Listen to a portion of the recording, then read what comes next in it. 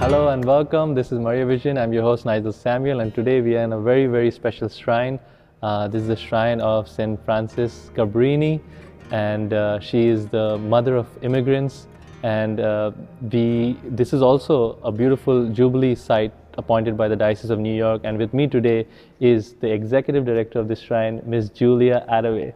Thank you so much for having us and giving us this time to come here. It's a beautiful thing to have you here. Yes, it's such a joy, and me and my team, and we saw Mother and her presence here, it was just unbelievable, and this seemed like a special place. Why do you, according to you, like for you personally, how is this place special? What I love about this place is her presence here, because her presence, as the saints do, it draws us straight to Jesus. Right. If you look even back here, she's here, there's the Sacred Heart, and above that is the mosaic of the Blessed Sacrament. Right.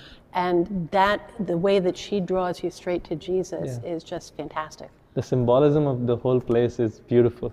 Yeah. Yeah, and Mother Cabrini is here, and can you tell us more about this preservation, this wax preservation, or what it really is? So when Mother Cabrini was exhumed, when her body was exhumed in 1933, prior to her beatification, she was found to have decayed as normal, with one exception. Yes. And that was her heart. Oh, wow. She had that whole exchange of hearts thing with Jesus, like St. Margaret Mary Alacoque. Yes. And so it's fitting that it was intact. But about 80% of her bones are here.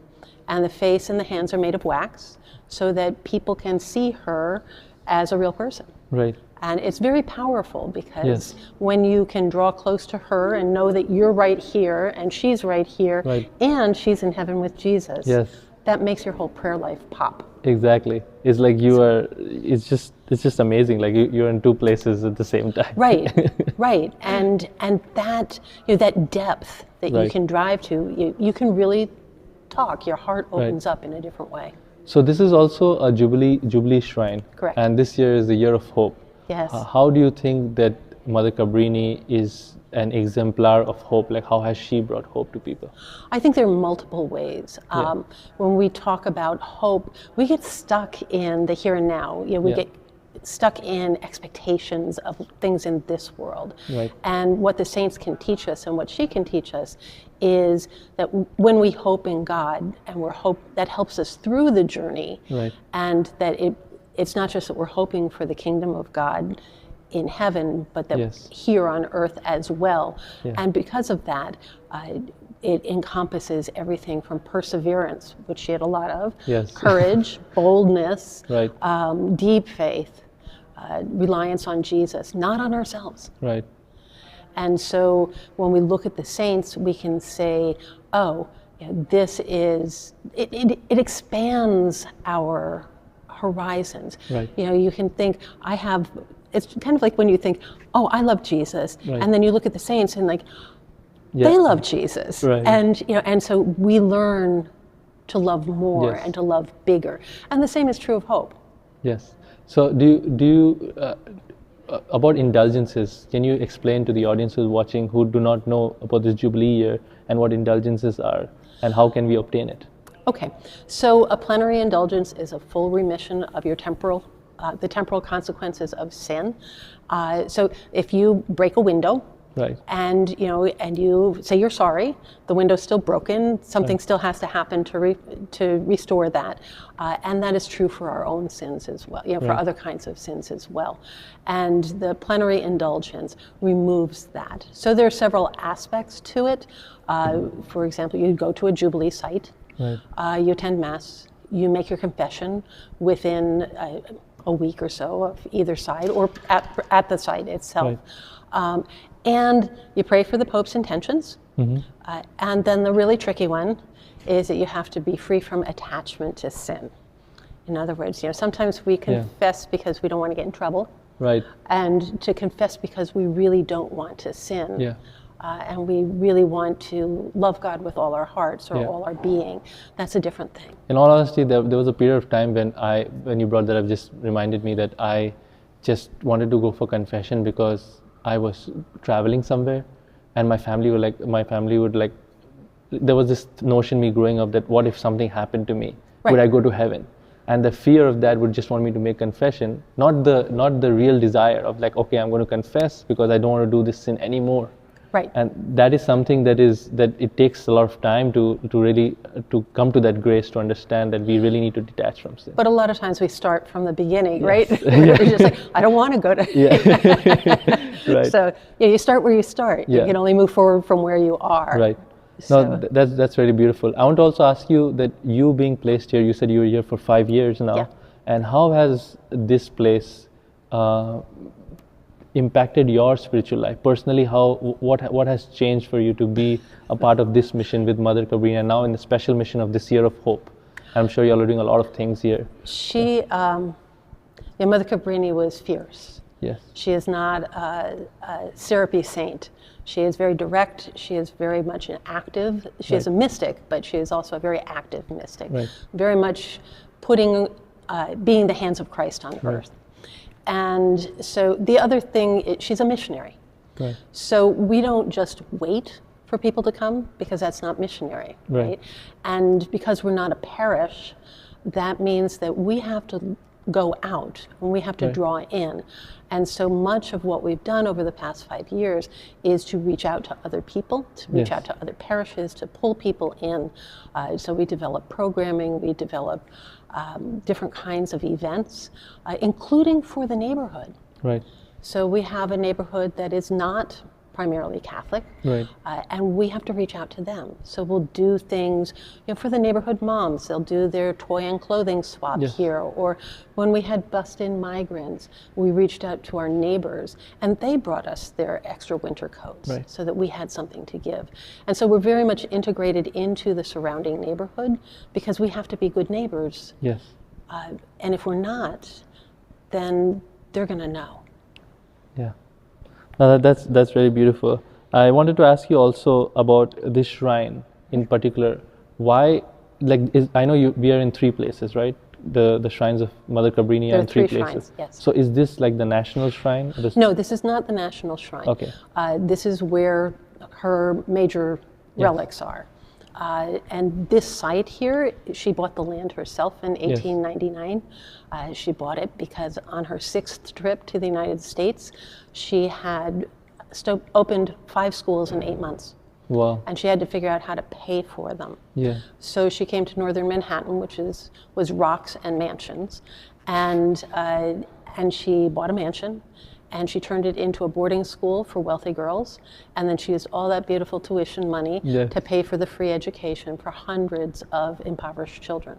Yeah. So the shrine is built on land that she purchased herself. Oh, wow. It is still owned by the missionary sisters. Yes. And after she died, when she was canonized in 1946, and at that time her remains were in the high school chapel. The high school is adjacent to this shrine. And she, on that day, 45,000 people came to venerate her relics. It's amazing. So it wasn't just that she was a saint, she was the first U.S. citizen to become a saint. And so that was very compelling. Yeah, that is such a beautiful story. Her story is just so compelling. And I know that we are now entering this season of Lent. We are in the season of Lent.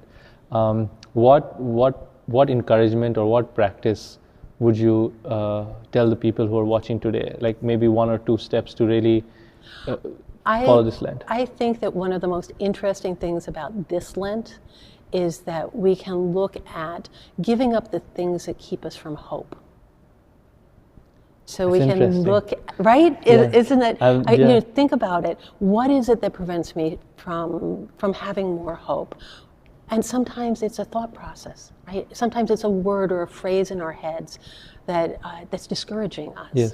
Or we say something, well, blah, blah, blah, that's not going to happen. And then we can add the word yet.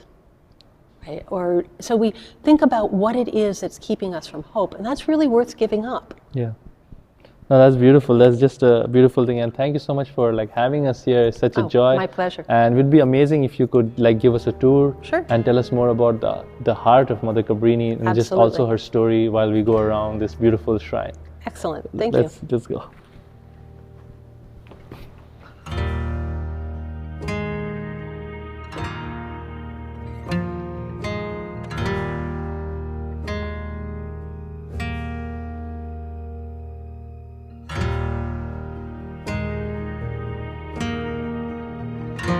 So the mosaic behind us depicts key aspects of Mother Cabrini's life. And one of the things that surprises people, she was born in northern Italy in 1850. Right. And northern Italy looks European.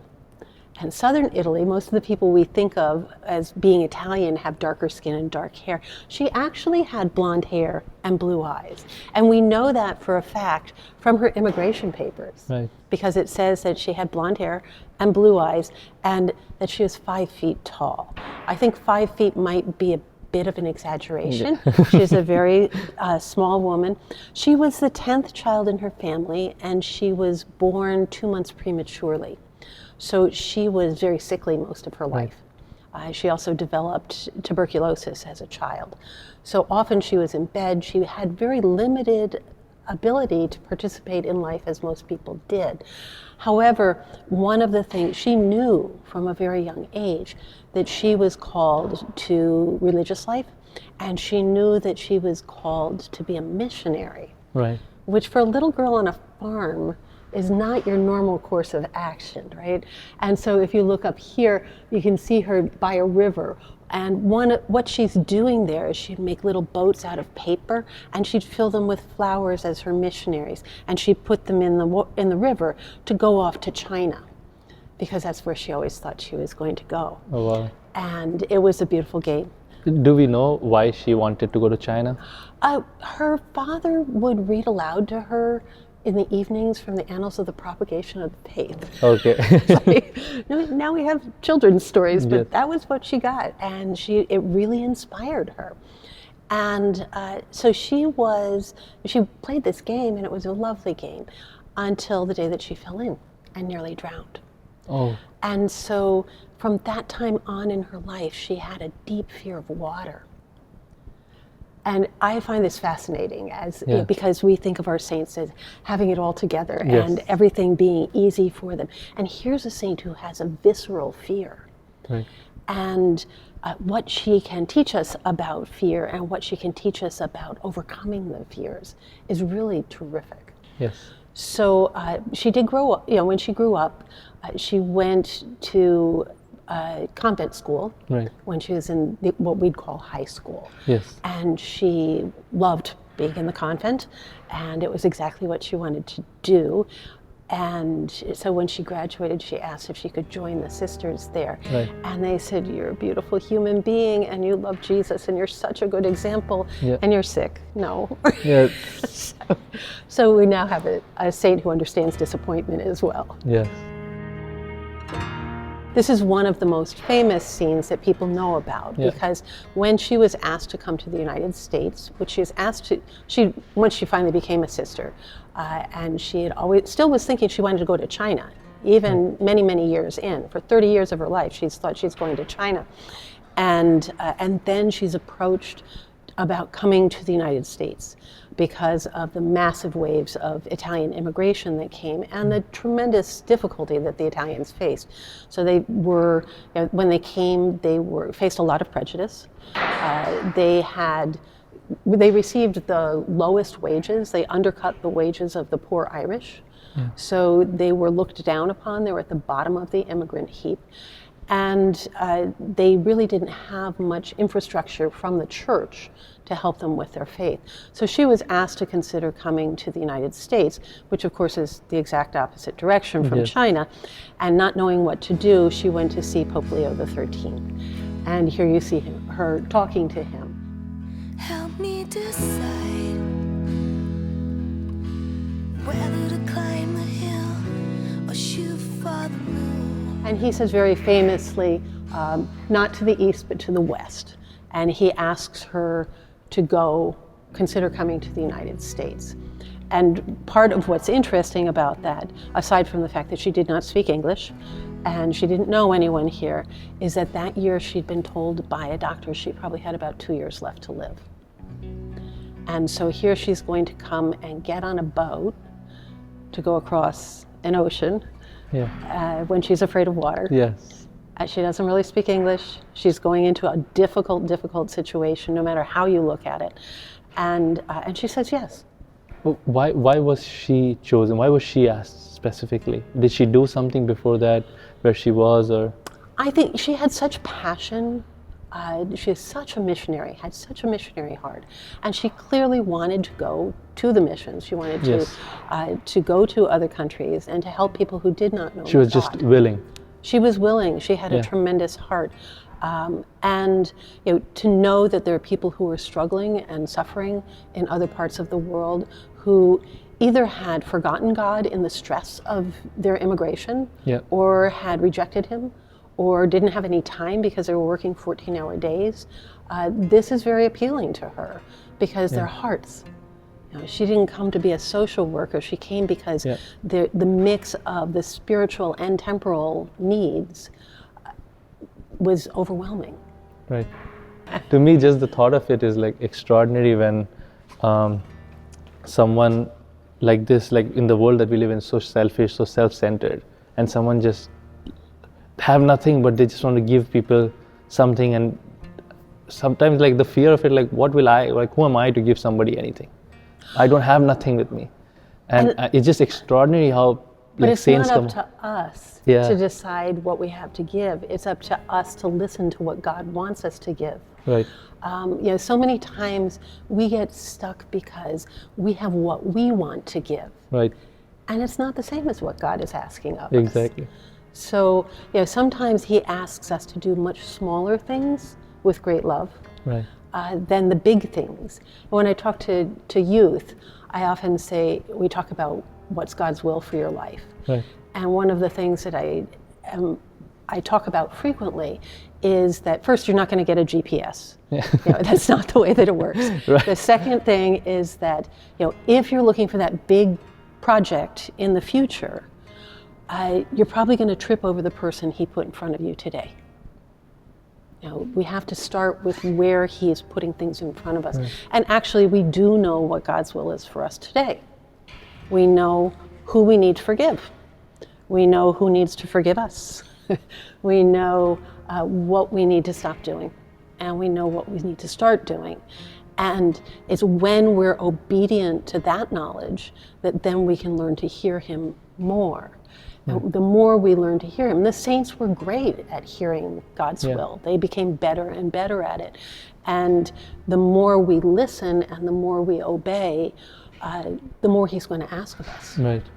So if you think back to Mother Cabrini getting on that boat to come across the ocean, that's an ocean of fear. Yeah. Like, how do you get on the boat?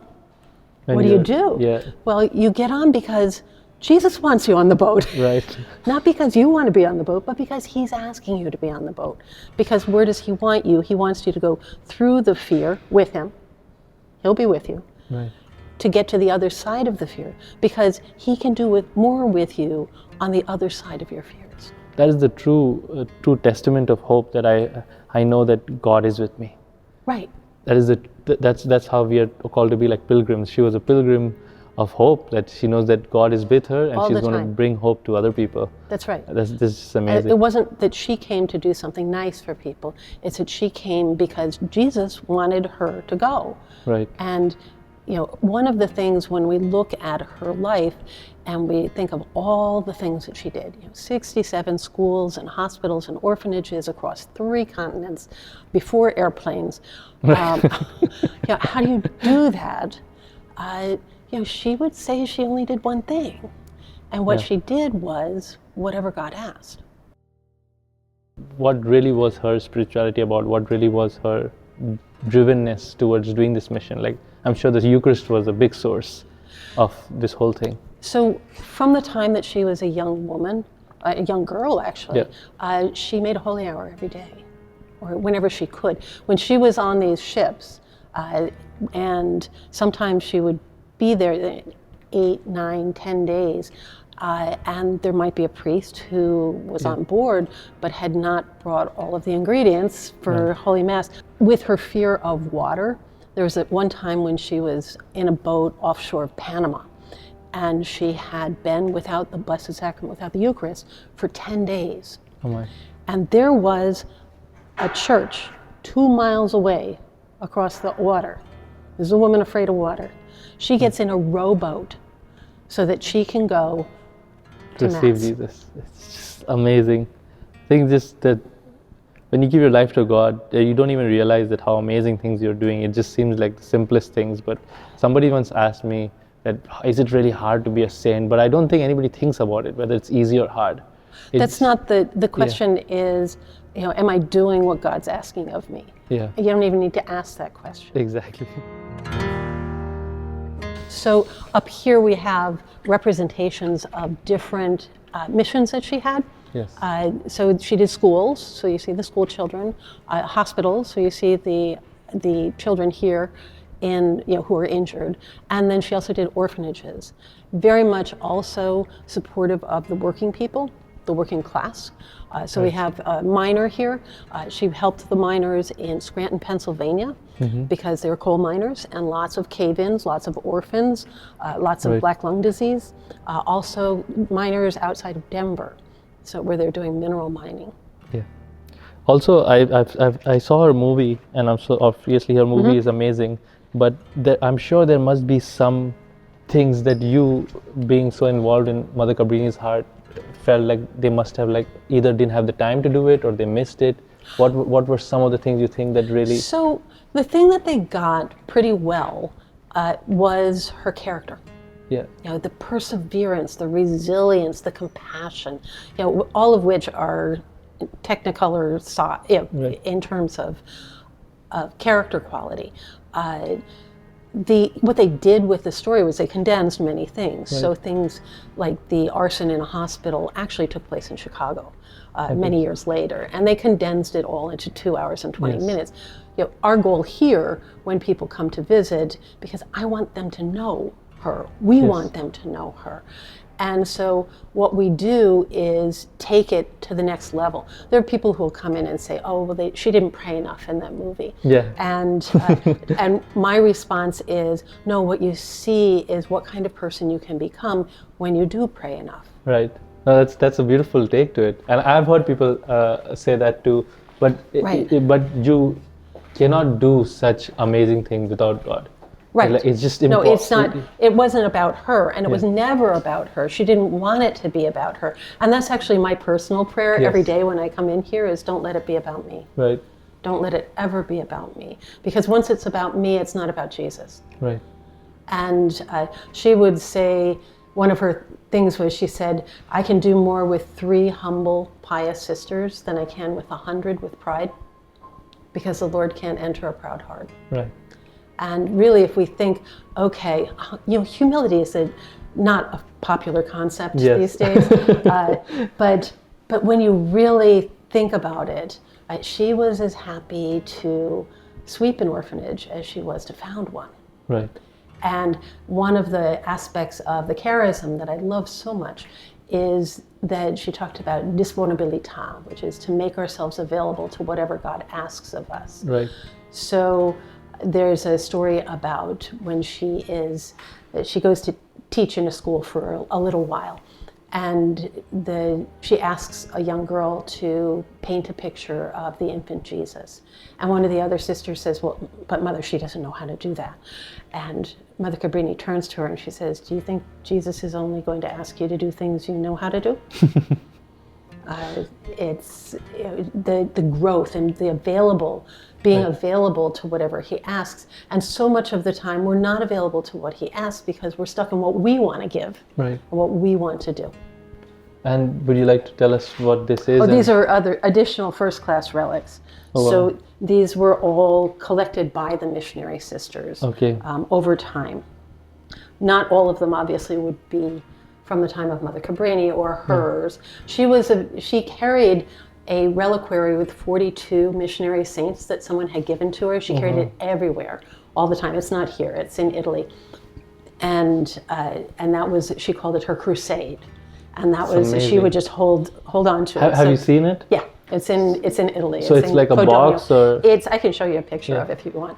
But it's a folding reliquary. Right. So there are saints on both sides. And she had a special pouch made for it so she could carry it everywhere. That's unbelievable, how we think that we have so many things that are important for us and we miss out on the most important thing. And she thought that the saints, to be with her, was the most, today we feel like, oh, if I miss my phone, I need to go back. or That's this a has great become point. yeah, Yes. this has become Yeah. like my thing. But for her, right. Yeah, if we cared about the saints or about relics or about holy things half as much as we care about our phones, a tenth as much, we would all be way ahead of the game. Yeah. No, that's beautiful. One of the things that we have, if you look carefully, I can tell whenever something belongs to her because of what's called the laundry mark. Right. And in the days before we had Sharpies, in the days before you had little labels to put in the back of your shirt saying what belonged to whom, the sisters all wore exactly the same clothing. So when something came back from the laundry, they had to know who to give it to. And so everything has this laundry mark on it. So you can even see on the socks over there that we have her laundry mark, which it's the Sacred Heart and the number 1 because she was the foundress. Oh, that's beautiful. So, and these are all her belongings. So these are all things of hers. And again, it goes back to seeing our saints as people. So in this hallway, we have an exhibit on Mother Cabrini and Hope because of the Jubilee. Last year it was Mother Cabrini and the Eucharist, but we like to tie things into bigger themes because that's where people's hearts are or they're interested in. Yeah, so that we come into unison as the whole church. Right, and you can see, if you look carefully, that everything is in English and Spanish. So everything in the shrine is in both languages, including my people, because we have more than half, she's a patron saint of immigrants, so more than half of the people who come speak Spanish, or many only speak Spanish. Right. So we want to be as welcoming as possible and as inviting as possible. But when we think about hope, it's not always a linear thing. Where do we get stuck? We get stuck. What does it mean to hope when we're in a difficult situation?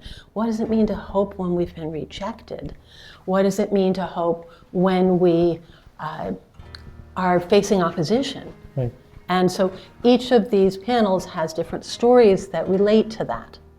It's from her life. These are stories from her life. They're vignettes. They're small stories because we're people of story, right? Right. We remember stories. We may not remember the facts, but when a story touches our heart, we remember it much better. This seems interesting, and I ask this question all the time. Bringing hope to the hopeless. What's the story about on this board? So there are 2 different stories here. Yeah. And the one, I love this one about the miners. Right. And so the Italian miners in Denver would spend 10 hours, 12 hours a day, 800 feet underground. And the sisters would go down into the mines. We talk about meeting people where they are. Yes. They actually went 900 feet, 800 feet underground so that they could speak to the miners while they were on their breaks. That's a different level. Remember, I was talking about recalibrating what it means to hope, or what it means to love God. And here I'm here in New York, and I feel so cold, and I feel like I don't want to go for any other recordings. One of the great things working with her, actually I say working for her, you can never complain. Right. Because she worked harder than any human being that I've ever read about, ever known about. And she would say, she really did say, work, you have all eternity to rest. Right, that's beautiful. Yeah, and this one is Hope in Heaven. This is the final and obviously the most important. What's the story here? So they're hoping in heaven. She didn't see herself as perfect. Right? I don't think the saints ever saw themselves as perfect because they weren't. Right. But one of the things that brought her that hope was going to confession. And I said, what a difficult, massive anxiety my life would be if I didn't have confession. And so when we think about hope, we also have to think about confessing our sins.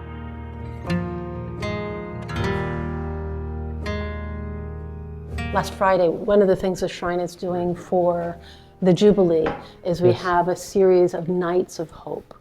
And the idea is to make it super easy to come on pilgrimage so that you don't have to plan anything. You don't have to figure out, are they having confession? What is this? Where's that? What's the other thing? And so we do these evenings of hope. And the first one we had last week when it was in Spanish. So we alternate English and Spanish. And we had 600 people in here. And the lines for confession went all the way around the chapel. It was a beautiful thing. They probably heard 200 confessions that evening. And it was gorgeous. It was just gorgeous to see that many people. We had adoration as well, and we did prayers for all the prayers for the Pope's intentions and all that kind of thing. But to see a chapel full with 300 people on their knees for adoration is really gorgeous, and that gives hope. People came to get hope, but they also gave hope. I had a friend, and we were doing ministry together for 3 years, and then he came one day and he told me that, Nizel, what are we doing? We are telling the same story about Jesus to everybody. We're trying to do the same thing. It feels like everybody knows it already. Like, what's the use of doing it? And this story that you just said about some people just standing in the we don't have any idea on how important it is to continue this mission of Christ, to constantly bring Christ to just not their hearts, but our hearts. Like, we need so much of healing. Well, and I also think that when we look at what we're doing, we can't see into the heart of other people. And when I talk to a group of young people, I know that statistically speaking, some large number of them have thought about suicide, are thinking about suicide. Some have been abused at home. Some have gone through a trauma. We've got all kinds of heart needs out there.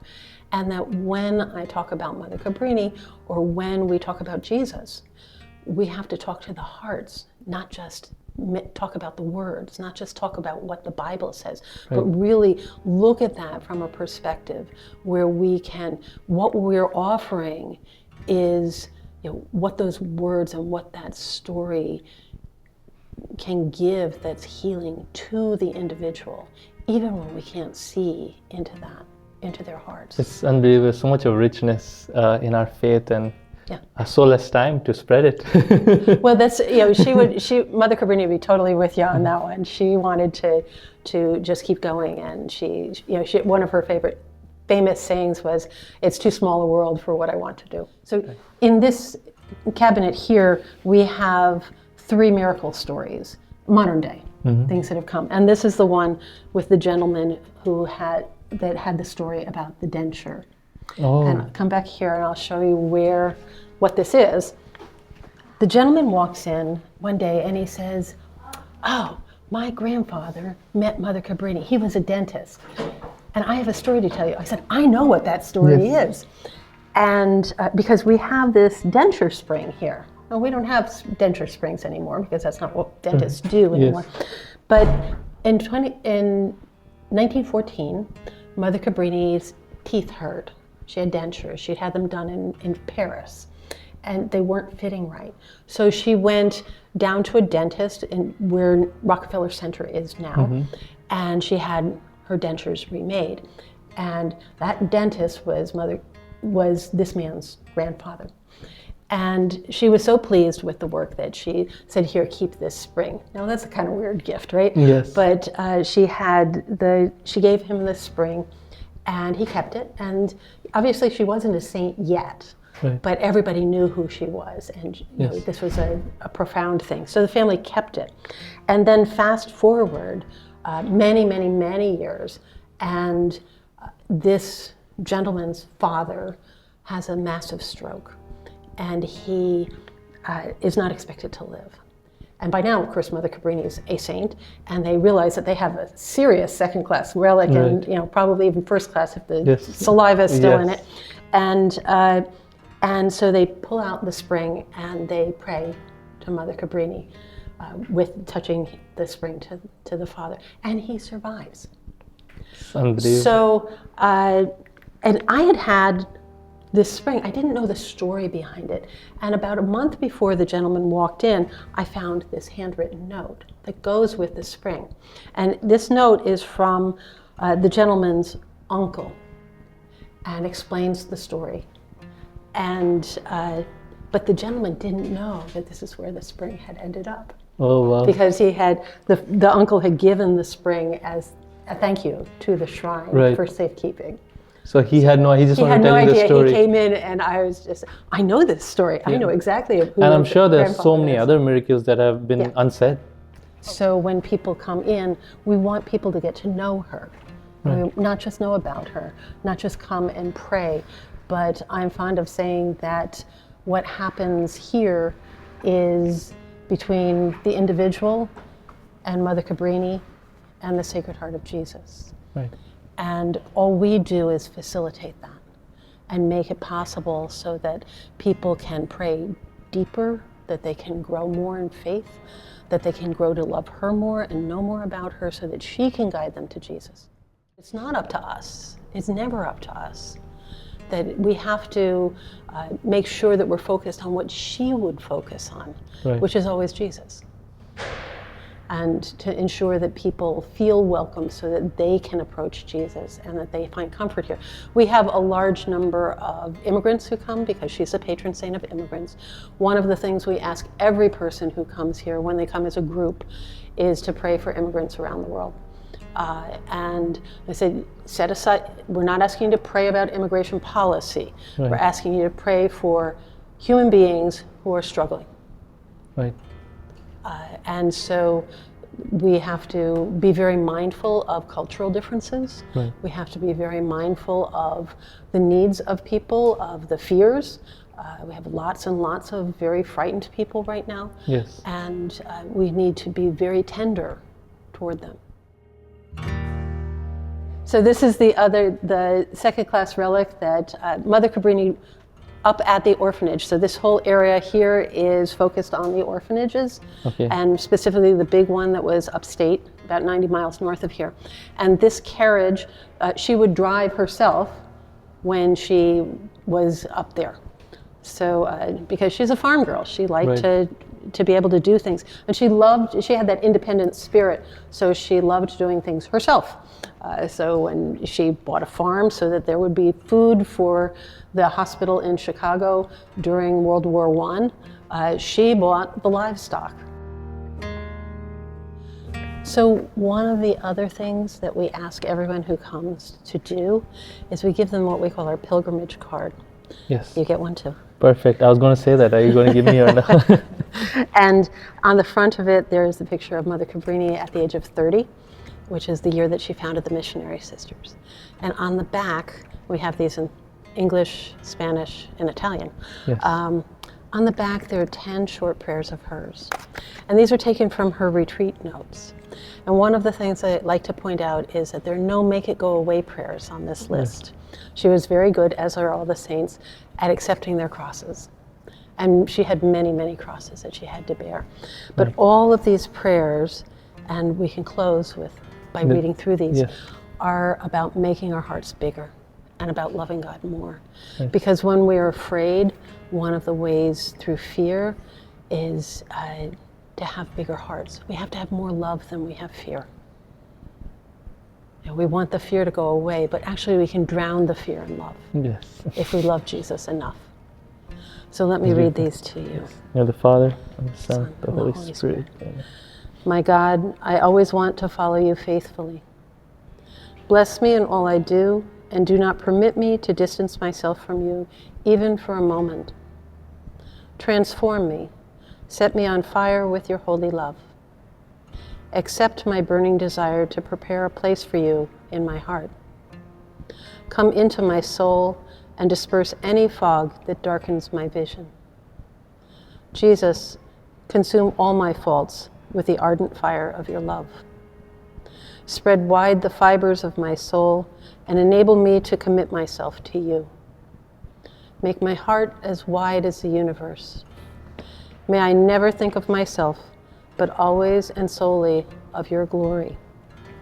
Jesus, carve your heart in mine. In the name of the Father, the Son, and the Holy Spirit. Thank you so much for having us. It was such a joy. You get one too.